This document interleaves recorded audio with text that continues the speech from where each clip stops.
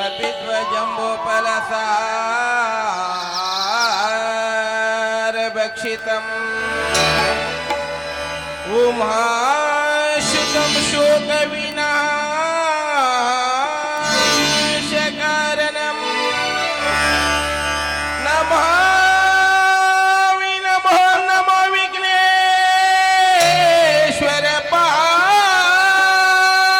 पादपङ्कजम् नमः नमो नमो विघ्नेश्वर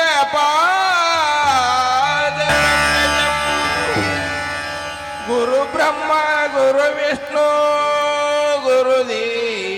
गुरुदेव महेश्वरा गुरुवे साक्षात् परब्रह्मा तस्मै श्री गुरुवे नमो नमः तस्मै श्री गुरुवे नमो नमः आदिशक्ति काई काळಮ್ಮ ಈ ನಿನ್ನ ಮಕ್ಕಳನ್ನ ಕಾಯಮ್ಮ ಕೈ ಮುಗಿದು ನಿನಗೆ ಶಿರಭಾಗಿ ಬೇಡುವೆನಮ್ಮ ಈ ನಿನ್ನ ಮಕ್ಕಳನ್ನ ನೀ ಕಾಯಮ್ಮ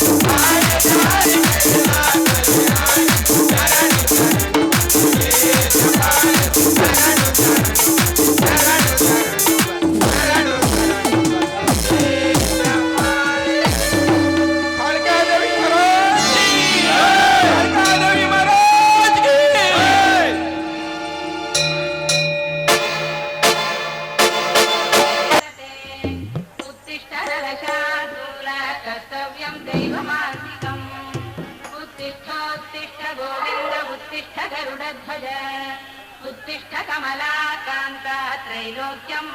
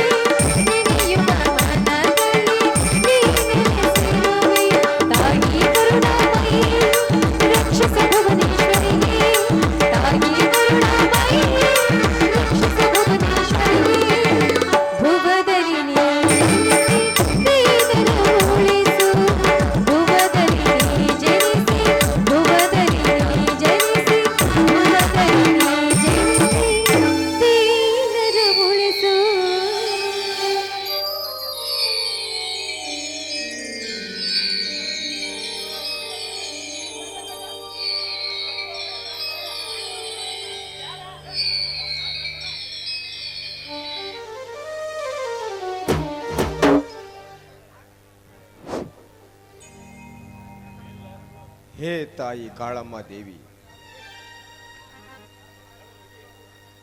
ದುಷ್ಟರನ್ನು ಸಂಹರಿಸಿದ ತಾಯಿ, ಶ್ರೇಷ್ಠರನ್ನು ಸದಾಕಾಲ ಕಾಯುವ ದೇವಿ, ನಾನು ನಿನ್ನಲ್ಲಿ ಬೇಡಿಕೊಳ್ಳುವುದು ಇಷ್ಟೇ ಅಮ್ಮ ತಾಯಿ.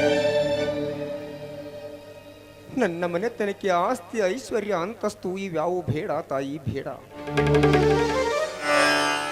ಆದರೆ ನನ್ನ ಮನೆತನಕ್ಕೆ ಯಾವುದೇ ತೊಂದರೆ ಬಾರದಂತೆ ನೋಡಿಕೊಳ್ಳುವ ಭಾರ ನಿನ್ನದಮ್ಮ ತಾಯಿ.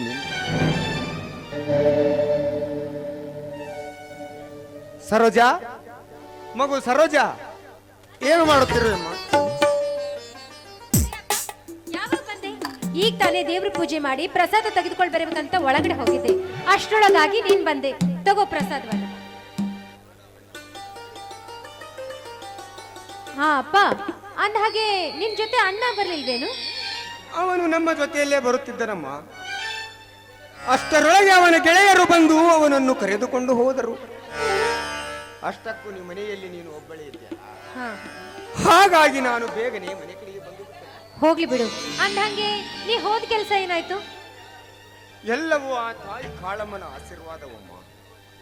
ಆ ತಾಯಿ ಕಾಳಮ್ಮನ ಆಶೀರ್ವಾದದಿಂದ ಇಂದು ನಡೆದ ಎತ್ತಿನ ಷರತ್ತಿನಲ್ಲಿ ನಮ್ಮ ಎತ್ತುಗಳ ಪ್ರಥಮ ಸ್ಥಾನವನ್ನು ಗಳಿಸಿಕೊಂಡುವೆ ಅಮ್ಮ, ಪ್ರಥಮ ಸ್ಥಾನವನ್ನು ಗಳಿಸಿಕೊಂಡುವೆ.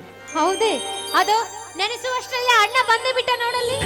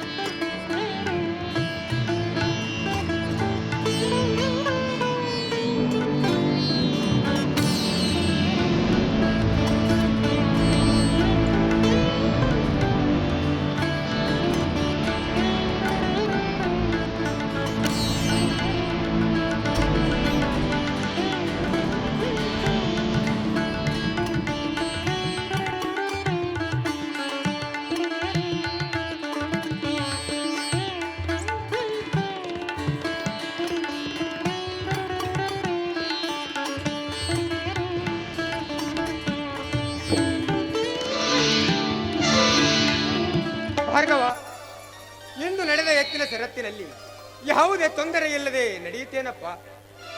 ತಂದೆ ಕಲ್ಮೇಶ್ವರ ತಾಯಿ ಕಾಳಮ್ಮನ ಆಶೀರ್ವಾದದಿಂದ ತೊಂದರೆ ಏನೂ ಇಲ್ಲದ ಹಾಗೆ ನಡೆದು ಹೋಯಿತು ಅಪ್ಪಾಜಿ. ಆದರೆ ಆದರೆ ಆದರೆ ಮುಂದೇನಾಯ್ತಪ್ಪ? ನಾನು ನನ್ನ ಎತ್ತುಗಳನ್ನು ಓಡಿಸುವಾಗ ಆ ರುದ್ರೇಗೌಡನ ಆಳುವವನ ಎತ್ತುಗಳನ್ನು ತಂದು ನನ್ನ ಎತ್ತುಗಳನ್ನು ಹೆದರಿಸಿ ದಾರಿ ಬಿಡಿಸಿ ನನ್ನ ಜೊತೆಗೆ ಸ್ವಲ್ಪ ಗದ್ದಲ ಮಾಡಿದಾನಪ್ಪ. ಅದಕ್ಕಾಗಿ ಅದಕ್ಕಾಗಿ ಮುಂದೇನು ಮಾಡಿದೆವು? ಅವರಿಗೂ ನನಗೂ ಸ್ವಲ್ಪ ಹೊಡೆದಾಟವೇ ನಡೆದು ಹೋಯಿತು ಅಪ್ಪ, ಹೊಡೆದಾಟವೇ ನಡೆದು ಹೋಯಿತು. ಅಣ್ಣ, ನೀನು ತಪ್ಪು ಕೆಲಸ ಮಾಡಿದೆ. ಯಾಕೆಂದ್ರೆ ಸಮಾಧಾನದ ಮಾಡದಿದ್ರೆ ಎಲ್ಲವೂ ಸರಿ ಹೋಗ್ತಾ ಇತ್ತು. ಯಾಕೆಂದ್ರೆ ಆ ಕಾಳಮ್ಮನ ಆಶೀರ್ವಾದ ಸದಾ ನಮ್ಮ ಮೇಲೆ ಇರಬೇಕಾದ್ರೆ ನಮ್ಮನ್ನ ಯಾರು ಏನು ಮಾಡ್ಲಿಕ್ಕೂ ಸಾಧ್ಯವಿಲ್ಲ ಅಣ್ಣ. ಆದ್ರೂ ನೀನು ತಪ್ಪು ಕೆಲಸ ಮಾಡಿದೆ ಅಣ್ಣ. ಈ ಎತ್ತಿನ ಷರತ್ತು ಬೇಡವೆಂದು ನಾನು ನಿನಗೆ ಮೊದಲೇ ಹೇಳಿದ್ದೆ, ಆದರೆ ನೀನು ನನ್ನ ಮಾತನ್ನು ಕೇಳಲಿಲ್ಲ. ಭಾರ್ಗವ, ನೀನಿನ್ನೂ ಚಿಕ್ಕವನಿದ್ದೆ. ಆವಾಗಲೇ ನನಗೂ ಆ ರುದ್ರೇಗೌಡನಿಗೂ ಜಗಳವಾಗಿ ಹೋಗಿತ್ತು. ಹಾಗಂತ ನಾನು ಅವನ ಹೊಲದಲ್ಲಿಯೂ ಕೂಡ ಹಾಯುವುದಿಲ್ಲ. ಅಂಥದರಲ್ಲಿ ನೀನು ಅವನ ಆಳು ಮಕ್ಕಳ ಜೊತೆ ಜಗಳ ಮಾಡಿಕೊಂಡು ಬಂದಿದ್ದೀಯ ಅಂದ ಮೇಲೆ ನಾನು ನಿನಗೆ ಏನು ಹೇಳಬೇಕು ಅದು ನನಗೆ ಒಂದು ತಿಳಿಯದಾಗಿದೆ. ಅಪ್ಪಾಜಿ, ನೀವೇನು ಹೆದರುವ ಅವಶ್ಯಕತೆ ಇಲ್ಲ. ನಾನು ನಿಮ್ಮ ಮಗನಪ್ಪ. ನಾನು ನೀವು ಹೇಳಿಕೊಟ್ಟ ಮಾರ್ಗದಲ್ಲೇ ನಡೆಯುತ್ತೇನೆ. ಯಾವ ತಪ್ಪನ್ನು ಮಾಡುವುದಿಲ್ಲ, ಯಾರಿಗೂ ಏನು ಅನ್ನುವುದಿಲ್ಲ. ಆದರೆ ಯಾರಾದರೂ ನನಗೆ ಎದುರು ನಿಂತರೆ ಅವರ ರಕ್ತ ಕುಡಿಯದೆ ಬಿಡುವುದೇ ಇಲ್ಲ. ನಿಮ್ಮ ಧರ್ಮದ ದಾರಿಯಲ್ಲೇ ನಾನು ನಡೆಯುತ್ತೇನೆ. ನಿಮ್ಮ ಧರ್ಮದ ಬಾವುಟವನ್ನು ನಾನು ಹಾರಿಸದಿದ್ದರೆ ನಾನು ನಿಮ್ಮ ಮಗನೇ ಅಲ್ಲಪ್ಪ, ನಿಮ್ಮ ಮಗನೇ ಅಲ್ಲ. ನೀನು ನಡೆಯುವ ದಾರಿ ಸರಿ ಇರಬಹುದು, ಆದ್ರೆ ಈ ಸಮಾಜ ಸರಿ ಇಲ್ಲಣ್ಣ. ನಾವು ನಡೆಯುವ ದಾರಿ ಸರಿ ಇದ್ರೂ ಕೂಡ ಅದನ್ನ ತಪ್ಪಿಸುತ್ತೆ ಈ ಸಮಾಜ. ಅದಕ್ಕಾಗಿ ಹೇಳ್ತಾ ಇದ್ದೀನಿ, ಹುಷಾರಾಗಿರಬೇಕು ಅಂತ. ನೀನು ಇವನ ಜೊತೆ ಸೇರಿ ಚಪ್ಪಾಳೆ ತಟ್ಟುತ್ತಿರುವೆಯಲ್ಲಮ್ಮ. ಅಲ್ಲಮ್ಮ, ನಿಮ್ಮ ಅಣ್ಣನಿಗೆ ಸರಿಯಾಗಿ ಬುದ್ಧಿ ಹೇಳುವುದನ್ನು ಬಿಟ್ಟು. ಅಲ್ಲಮ್ಮ, ನಾನು ನಿಮಗಿಷ್ಟೇಕೆ ಹೇಳುತ್ತಿದ್ದೇನೆ ಅಂದರೆ, ಆ ರುದ್ರೇಗೌಡ ನಿಮ್ಮ ಜೊತೆ ಏನಾದರೂ ತರಲೆ ಮಾಡಿ ಮನೆಯವರೆಗೆ ಬಂದು ಏನಾದರೂ ತೊಂದರೆ ಮಾಡಿದರೆ, ಅಪ್ಪಾಜಿ, ಈ ನಿಮ್ಮ ಮಗನೇನು ಹೇಳಿ ಅಲ್ಲಪ್ಪ, ಧರ್ಮದ ದಾರಿಯಲ್ಲಿ ನಡೆಯುವ ರೈತನ ಮಗನು ನಾನು. ನಮ್ಮಂತವರ ತರಲಿಗೆ ಯಾರಾದರೂ ಬಂದರೆ ಅವರ ಮೈ ಚರ್ಮವನ್ನು ಸುರಿದು ನೀವು ಮೆಟ್ಟುವ ಚಪ್ಪಲಿಯನ್ನು ಮಾಡಿಸದಿದ್ದರೆ ನಾನು ನಿಮ್ಮ ಮಗ ಭಾರ್ಗವನೇ ಅಲ್ಲಪ್ಪ, ಭಾರ್ಗವನೇ ಅಲ್ಲ. ಅಪ್ಪ, ಅಷ್ಟೇ ಆಗ ತಲೆ ಕೆಡಿಸ್ಕೊಳ್ತೀಯ? ಅಣ್ಣ ಏನೋ ಚಿಕ್ಕವನಲ್ಲ, ಬೆಳೆದು ದೊಡ್ಡವನಾಗಿದ್ದಾನೆ. ಆಗು ಹೋಗುಗಳನ್ನ ತಿಳಿದುಕೊಂಡಿದ್ದವನೇ ಅಂದ್ಮೇಲೆ ಸರಿ ಯಾವುದು ತಪ್ಪು ಯಾವುದು ಅವನಿಗೆ ಚೆನ್ನಾಗಿ ಗೊತ್ತಪ್ಪ. ಇದ್ರ ಬಗ್ಗೆ ನೀನ್ ತಲೆ ಕೆಡಿಸ್ಕೊಳ್ಳೋ ಅವಶ್ಯಕತೆ ಇಲ್ಲ. ಹೊತ್ತಾಯ್ತು, ಬಹಳ ದೂರದಿಂದ ನೀನು ಬಂದಿದ್ದೀಯಾ, ನೀನು ಹೊಲದಿಂದ ಬಂದಿದ್ದೀಯಾ. ಹೊತ್ತಾಯ್ತು, ಊಟ ಮಾಡಿದ್ರಂತೆ, ಬನ್ನಿಪ್ಪ. ಎಲ್ಲವೂ ಆ ತಾಯಿ ಕಾಳಮ್ಮನ ಆಶೀರ್ವಾದವಮ್ಮ. ಆ ತಾಯಿ ಕಾಳಮ್ಮನ ಆಶೀರ್ವಾದದಿಂದ ಎಲ್ಲವೂ ಒಳ್ಳೆಯದಾಗ.